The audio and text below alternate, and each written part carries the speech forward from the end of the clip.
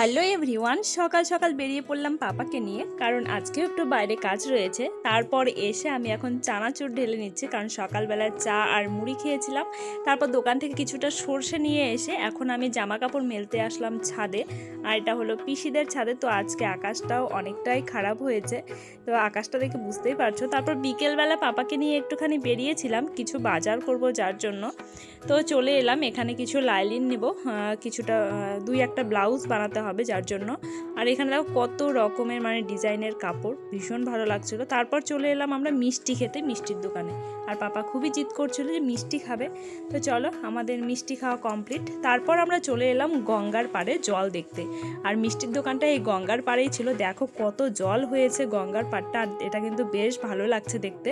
তারপর এখন আমরা চলে যাচ্ছি বাড়িতে। আর দেখো মদনমোহন বাড়িটা কত সুন্দর করে সাজিয়েছে। তারপর বাড়ি এসে কিন্তু আমি খেয়ে নিলাম চপ, কারণ মাসিরা তখন চপ খাচ্ছিল।